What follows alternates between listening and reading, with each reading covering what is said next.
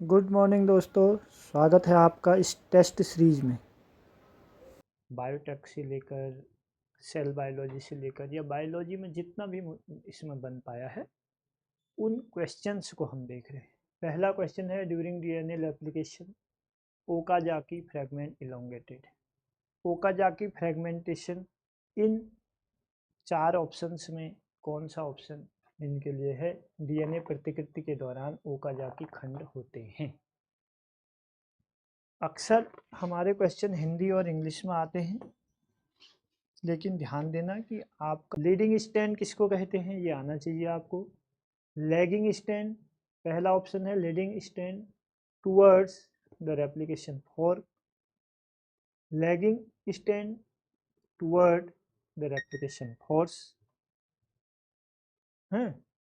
अगला है leading stand away from the replication force, फिर है lagging stand away from the replication force. Answer जल्दी जल्दी तो ये है ना रेप्लिकेशन फोर्क, तो lagging stand away from the replication force, नहीं लैगिंग। ओके, नेक्स्ट क्वेश्चन देखते हैं। Which of the following enzyme separates the two strand of DNA during replication. DNA helix का मतलब निम्नलिखित में से कौन सा एंजाइम डीएनए प्रतिकृति के दौरान डीएनए की दोनों स्टैंड दो जो स्टैंड होते हैं उन दोनों स्टैंड को अलग, डीएनए की 2 स्टैंड को अलग अलग करता है। देखो ये डीएनए है, ठीक है। अब इसके स्टैंड को ऐसे अलग अलग करने का काम कौन कर रहा है? सबसे पहले गायरेज क्या कर रहा है? आपको ये आना चाहिए कि गायरेज एंजाइम क्या काम कर रहा है। गायरेज एंजाइम क्या काम कर रहा है? जो ओकाजाकी फ्रेगमेंटेशन होता है उसको जोड़ता है,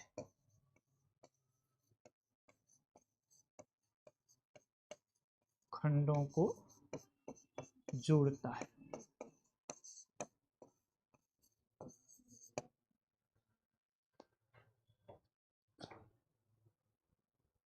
हेलिकेज क्या करते हैं? डीएनए के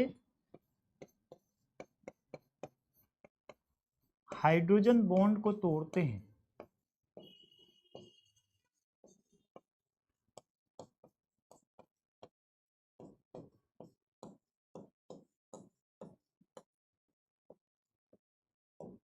तो हम क्या कह रहे हैं, दोनों खंडों को अलग करेंगे तो यहाँ से क्या टूटेगा? एच बॉन्ड टूटेगा। तो ये ध्यान रखना है आपको, जब दो खंड अलग किए जाते हैं तो हाइड्रोजन बॉन्ड टूटेंगे। अब टोपोआइसोमरेज और डीएनए पॉलीमरेज, आप जानते हैं कि डीएनए पॉलीमरेज जो ये एंजाइम है वो एंजाइम क्या काम करते हैं?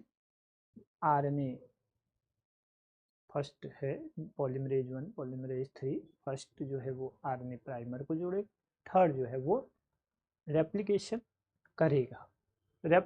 करेगा, पॉलीमरेज।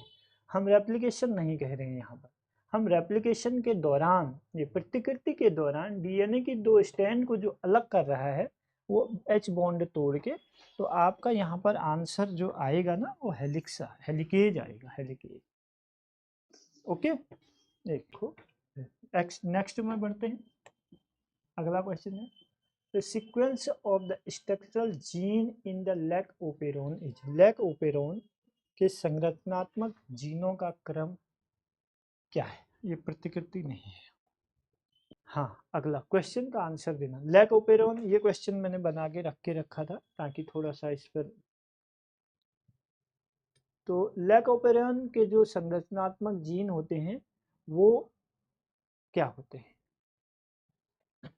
लैक जेड, ये लैक ओपेरोन के संरचनात्मक जीनों को हम कहते हैं lac Z, lac Y, lac P.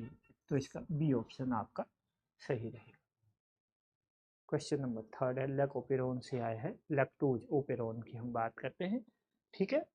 तो लैक्टोज ओपेरोन में जो इसका स्ट्रक्चरल जीन जो होते हैं वो lac Z, lac Y and lac A होता है। ध्यान देना। Answer, what is made of DNA replication in E coli. E coli में डीएनए प्रतिकृति का तरीका क्या है? थोड़ा सा इसको देख लेना थोड़ा।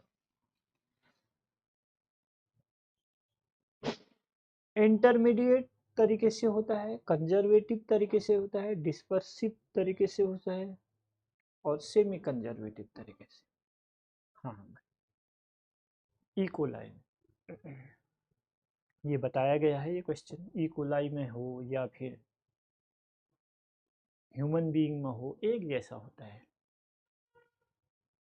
हमने पढ़ा था ना, जब हम पढ़ते हैं कि हमने देखा था N14 और N15 से इसका एग्जाम्पल देखा गया। तो डीएनए को जब हम देखते हैं, डीएनए का रेप्लिकेशन करते हैं, तो डीएनए का एक स्ट्रैंड इधर जाता है और इसका दूसरा स्ट्रैंड जो होता है वो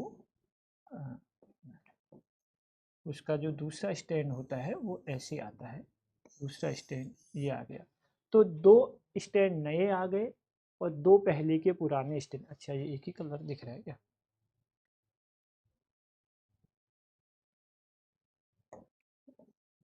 ये दूसरा स्ट्रैंड है,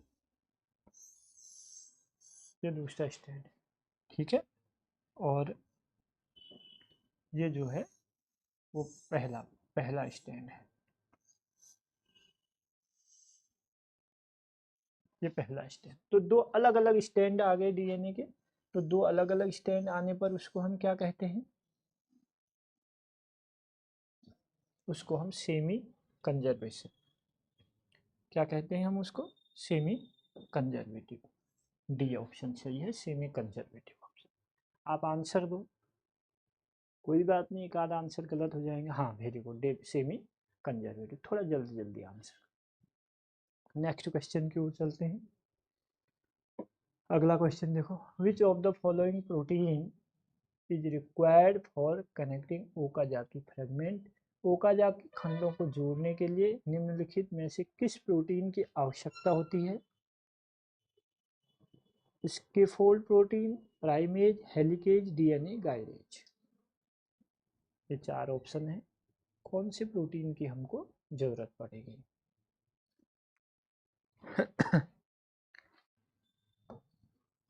ठीक है, तो इसमें जब रेप्लिकेशन हो रहा है तो यहाँ पर एक खंड, और अगर इसकी हम बात करें तो यहाँ पर ओकाजाकी बन रहे हैं। इन ओकाजाकी खंडों को सबसे पहले हम बात कर देते हैं कि यदि यहाँ पर H बॉन्ड टूटना है तो उसके लिए हमारे पास हेलिकेज है। ये क्या कर रहा है? H बॉन्ड को तोड़ेगा, H बॉन्ड को तोड़ता है, ठीक है।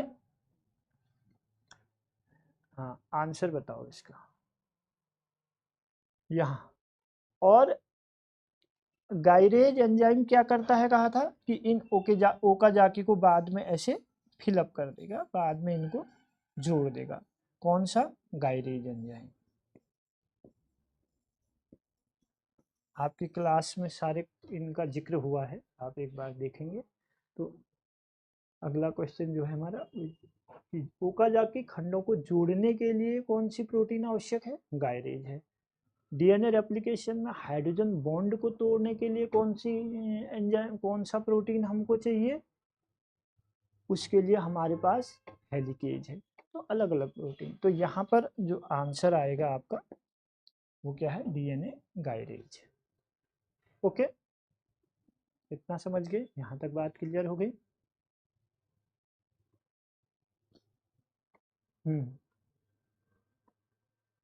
ठीक है भाई, अगला क्वेश्चन की ओर चलते हैं। अब इस क्वेश्चन को तो आप बताएंगे ही, इसको तो तब आंसर बताऊंगा जब आपका आंसर आएगा। Which of the following would relax negatively super coil DNA. निम्नलिखित में से कौन सा नकारात्मक रूप से सुपर कॉइल डीएनए को रिलैक्स करेगा? डीएनए गायरेज करेगा, कोलेजन करेगा, टोपोआइसोमरेज करेगा या इलास्टिन करेगा? यदि आप क्या करेगा? गायरेज एंजाइम क्या करेगा, ओकाजाकी खंडों को जोड़ेगा, ठीक है, करेगा ना। गायरेज क्या करता है, ओकाजाकी खंडों को जोड़ता है। अब पहले तो आप सीधे सीधे देख लो, ठीक है, हम रीजन क्या करता है ये आना चाहिए आपको। क्या है, ऐसी प्रोटीन है जो amino acid made in, amino acid को बनाती है, अमाइनो एसिड को बनाती है ना कोलेजन, ठीक है। और उसके बाद इलास्टिन क्या होती है, जो टिश्यू की स्ट्रेचिंग को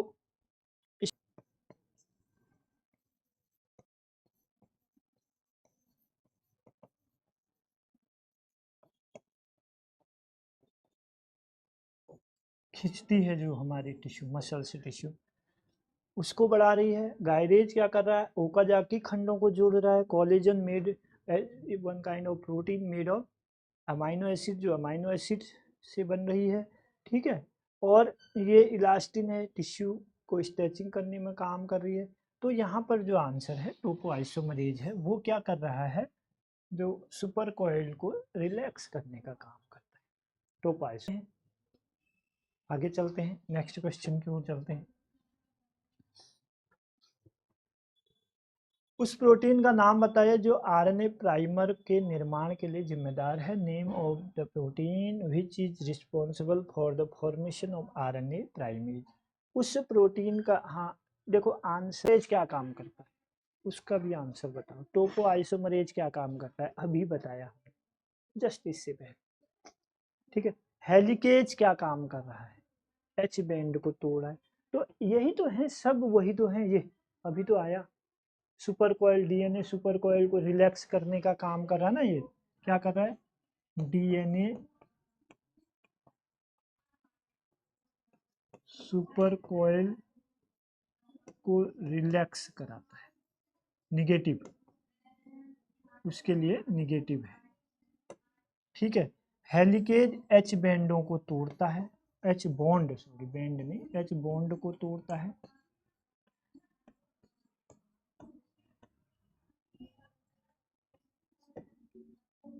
अब बताओ गायरेज क्या काम कर रहा है, ओकाजाकी के लिए आ रहा है हमारे पास, ठीक है। और प्राइमेज जो है वो ये प्राइमेज है, हमने पढ़ा था यहाँ पर कई बार आया था, ये इनको जोड़ रहा है, ठीक है। डीएनए यानी कि ओकाजाकी, आंसर सही, बिल्कुल डी आंसर इसका सही है। टोपोआइसोमरेज क्या कर रहा है, नेगेटिव सुपर कॉइल रिलैक्स करते है। अच्छा, enzyme required for transcription, transcription के लिए कौन सा एंजाइम आवश्यक है। ट्रांसक्रिप्शन किसे कहते हैं, पहले तो यहाँ इसका हिंदी वर्जन नहीं आ पाया होगा। पहले तो ट्रांसक्रिप्शन जानते हैं, देखो डीएनए से जब डीएनए बनता है तो ये क्या हो गया, रेप्लिकेशन। तो यहाँ पर डीएनए पॉलीमरेज काम करता है,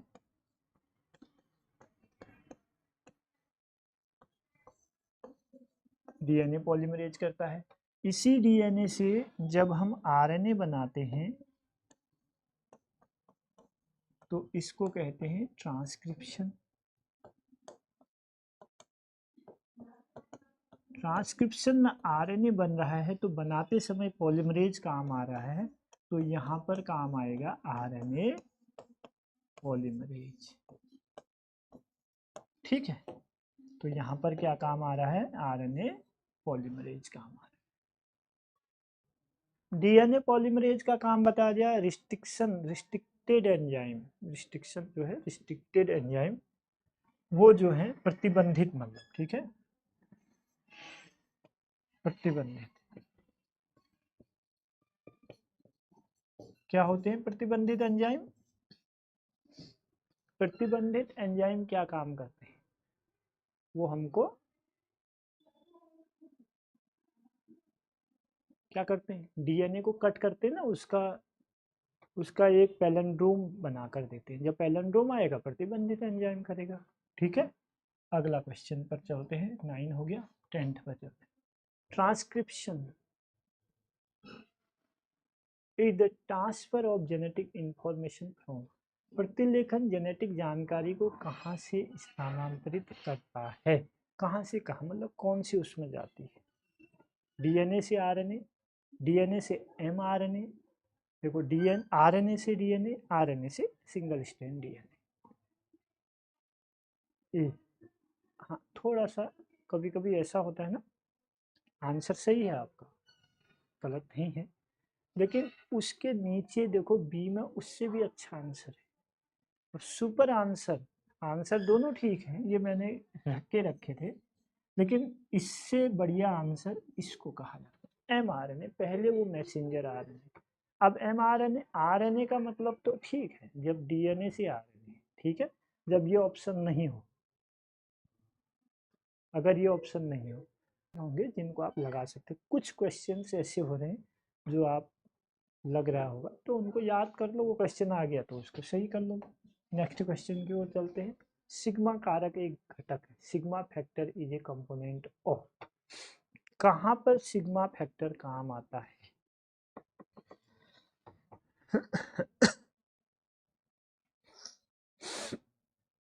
पहली बात तो हमने देखनी है कि ये जो सिग्मा कारक है ये ट्रांसक्रिप्शन में काम आता है। वहाँ जब ट्रांसक्रिप्शन बताया था ना, वहाँ पर सिग्मा फैक्टर यूज होता है।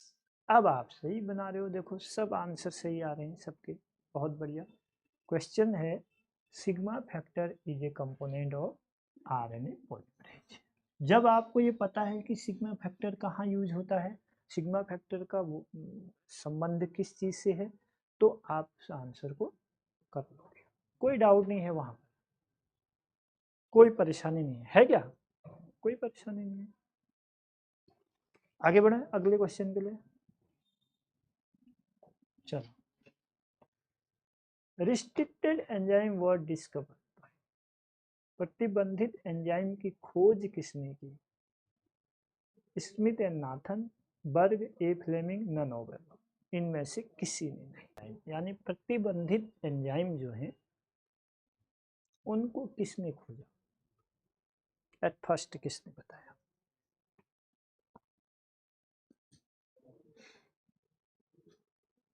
बोलो। प्रतिबंधित एंजाइम हमारे पास जो हैं क्या है? प्रतिबंधित एंजाइम क्या करते हैं बताओ। चलो ये नहीं आता तो ये तो बताओ कि प्रतिबंधित एंजाइम का काम क्या है। प्रतिबंधित एंजाइम हमको क्या करके, अभी तो जिक्र किया है थोड़ी देर पहले कि डीएनए के छोटे छोटे फ्रेगमेंट बना देता है जिनको हम पैलेंड्रोमिक फॉर्म कहते हैं। ठीक है, अगर यहाँ जी लगा है और अगर यहाँ पर जी और ए लगा है तो उसको कट कर देता है, ऐसे इस बॉन्ड को कट कर देता है, तो ये ऐसे पैलेंड्रोमिक लटके हुए बना देता है, ऐसे लटकते लटकते। ये लटकते हुए फॉर्म आगे जा कर के दूसरे उसमें चिपक जाते हैं, स्टिकी फॉर्म होते हैं, ये स्टिकी पार्ट्स होता है। ठीक है, तो बताओ किसने की थी खोज? स्मिथ और नाथन। पहला आंसर इसका सही है। ठीक है, बिल्कुल करता है डीएनए को कट, डीएनए को कट करता है, बिल्कुल सही। और कट करने के साथ साथ पैलेंड्रोमिक फॉर्म बनाता है, चिपचिपे जो उसके कोने बना देता है, चिपचिपे पर होता है जो एक दूसरे में, जो फिर हम जिस होस्ट में उसको प्रतिक्षेपित करेंगे वहाँ चिपक जाता है। ठीक है, तो इसकी खोज स्मिथ और नाथन ने की थी। ठीक हो गया। हाँ, देखो इसी तरीके के क्वेश्चंस को लगाओ, कुछ क्वेश्चन अपने बुक्स में जो हमने नोट्स बनाते होगे आप पढ़ते समय, ठीक है। तो उनमें से देखो धीरे धीरे कोई कोई, जैसे कई बार मैं बताता हूँ इसको नोट करो, इसको नोट करो, तो इन चीज़ों को देखो ना कहाँ पर हमने क्या किया है। Which bacterium is used in the production of insulin by genetic engineering? आनुवंशिक इंजीनियरिंग में इंसुलिन उत्पादन के लिए कौन सा बैक्टीरिया का उपयोग किया जाता है?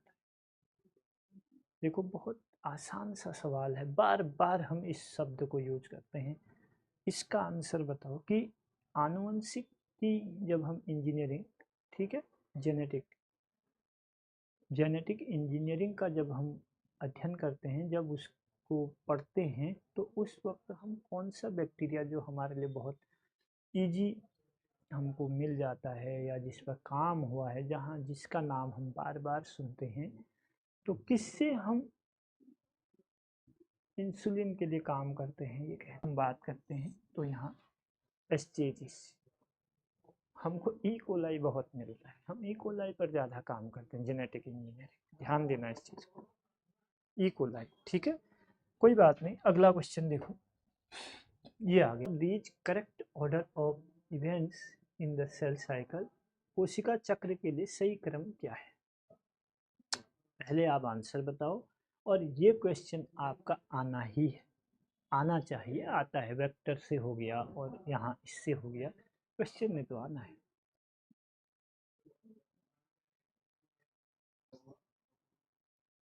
तो इन क्वेश्चन से, ये जो क्वेश्चन है ये सेकंड 20% का क्वेश्चन है, सेकंड 20, मतलब जो फर्स्ट 60 है उनमें से के क्वेश्चन है, पहले 60 के क्वेश्चन, ठीक है। देखो ये कोई वहां से डिसाइड नहीं है, मैं आपसे, कोशिका चक्र, ये कोशिका चक्र चलता है भाई, सेल साइकिल चलती है, ठीक है। सेल साइकिल में जब हम देखते हैं तो ऐसे सिस्टम चलता है, डी आंसर दिया आपने। अच्छा, M1 GS G2, हाँ। अब देखो ना, यहाँ पर देखो आंसर ठीक है आपका, बिल्कुल। ये फेज हमारी M फेज है, ये फेज हमारी G1 है, ये G2 है, नहीं G1 के बाद S फेज है, G1 है, ये S फेज है, और ये G2 फेज। अच्छा, इसके ऑप्शन कुछ बदले थे, वो बदले ऑप्शन नहीं आए। तो सेल साइकिल हमेशा जब चलती है तो ऐसे ही चलेगी, यानी क्लॉकवाइज ऐसे ही चलेगी, ऐसे ही चलेगी, ठीक है। तो अब हमने कहा G1 के बाद G2, G1 के बाद S है, तो ये हमारा गलत हो गया। फिर हम करें G1 के बाद S, S के बाद M, G1 के बाद S तो ठीक है, यहाँ तक तो ठीक है, लेकिन उसके बाद M, ये भी गलत हो गया। फिर हम कह रहे हैं G1 के बाद M, नहीं M के बाद G1 है, तो ये भी हमारा गलत हो गया। फिर हम कह रहे हैं कि M के बाद G1, G1 के बाद S, S के बाद G2, तो ये ऐसे चल रही है। तो ये एक सिंपल सी चीज़ है, और यहाँ पर आप बिल्कुल सही बता रहे हो आंसर, ठीक है। M के बाद G1, G1 के बाद S, S के बाद G2। तो एक चीज़ और ध्यान रख लेना यहाँ पर, फिर यहाँ क्या हो जाते हैं, फिर इसके बाद 4 फेज और हो जाते हैं, ठीक है। यहाँ पर प्रोफेज, मेटाफेज, तीन ही के बनाए फिर प्रोफेज, मेटाफेज, एनाफेज, और उसके बाद टीलोफेज, ये टी है, हाँ, टीलोफेज, टीलोफेज। तो ये 4 चीज़ें, तो इसको भी ध्यान में रखना, प्रोफेज, मेटाफेज, एनाफेज, टीलोफेज। तो G1 S, G2, ये भी सीक्वेंस ऐसे ही चलेगा, इसको भी आप याद रखना, ये भी आपके लिए कभी पूछा जा सकता है थोड़ा सा, अगर क्वेश्चंस, ये क्वेश्चन बार बार पूछा गया है, माना इसमें कुछ परिवर्तन करना हो तो अब इसमें इसी तरीके से हो सकता है, G1 S, G2, उसके बाद प्रोफेज, मेटाफेज, एनाफेज, टीलोफेज, क्योंकि ये एम फेज का एक अलग सब फेजेज हैं, तो इनको भी पूछा जा सकता है, इनको भी याद रखना। प्रोफेज आएगा पहले, फिर मेटाफेज आएगा, फिर एनाफेज आएगा, फिर टेलोफेज आएगा, वो भी फिक्स है अपनी जगह। ओके, कोई दिक्कत समझ गए ना यहाँ तक? कोई और क्वेश्चन इसमें नहीं? आगे बढ़ते हैं, थोड़ा सा देखते हैं और अगला question of cell cycle in yeast. हमने इसका जिक्र किया था जब सेल साइकिल पढ़ा था, शायद आपने नोट किया होगा या यहाँ लिखा भी होगा, मैंने नहीं लिखा होगा तो बोला होगा, नहीं भी होती है सेल साइकिल होती है तो उसकी अवधि क्या रहती है, ह्यूमन बीइंग का भी बताया था, ठीक है, तो क्या अवधि रहती है, और बैक्टीरिया का भी बताया था, जितनी जल्दी जल्दी वो सेल साइकिल चल जाती है तब जा कर के हम उसको लेते हैं, ये something that see. Very good, बहुत बढ़िया, बहुत बढ़िया आंसर है। ये क्वेश्चन आपको आ रहे हैं तो आप 60% आपका क्लियर है।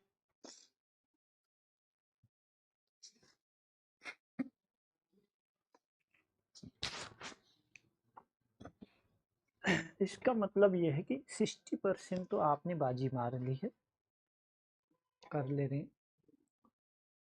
अब उसके आगे 80% का ये देखा जाता है कि आप अपना स्कोर खुद देख लेना।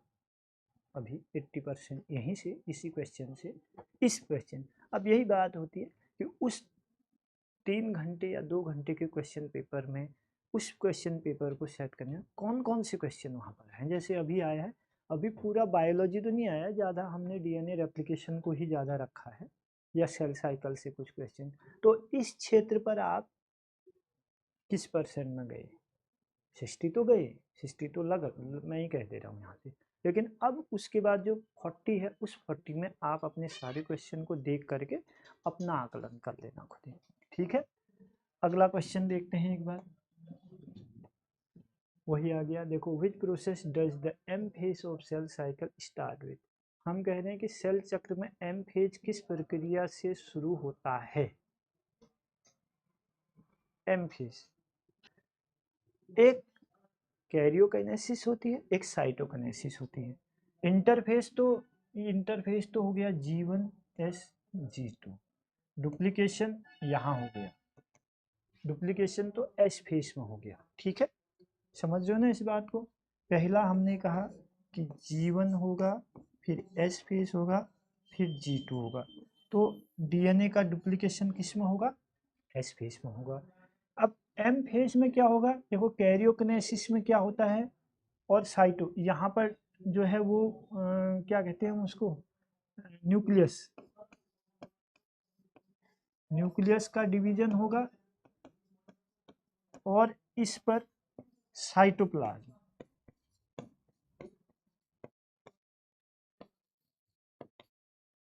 डिवीजन। तो सबसे पहले न्यूक्लियर डिवीजन होता है कि साइटोप्लाज्मिक डिवीजन होता है, ये पूछ रहा है क्वेश्चन। किस प्रक्रिया, कौन सी प्रक्रिया होती है भाई? ये दोनों तो इंटरफेस की प्रक्रिया, इंटरफेस तो पहले की प्रक्रिया इंटरफेस है, ठीक है, वो तो प्रिपरेशन फॉर्म है।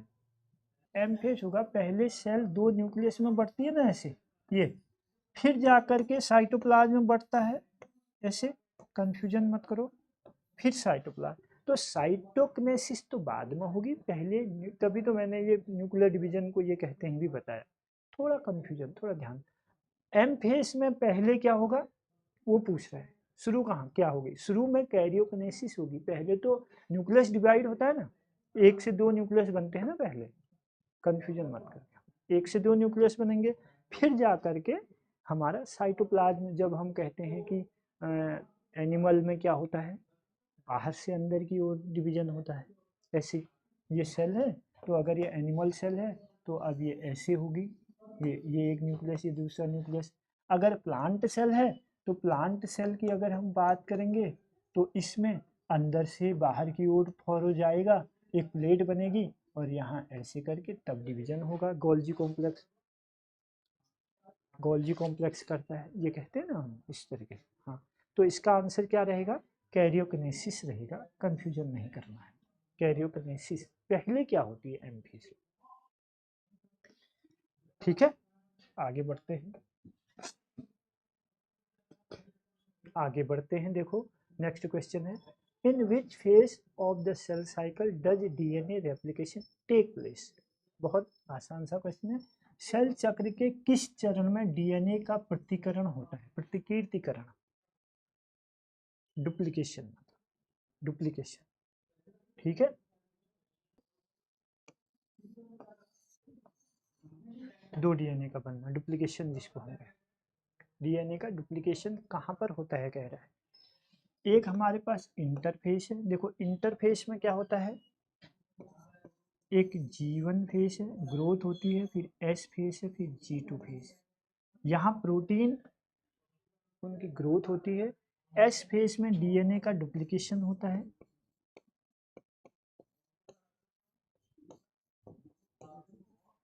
डीएनए का डुप्लीकेशन होता है, यहाँ होता है इंटरफेस में होता है डुप्लीकेशन।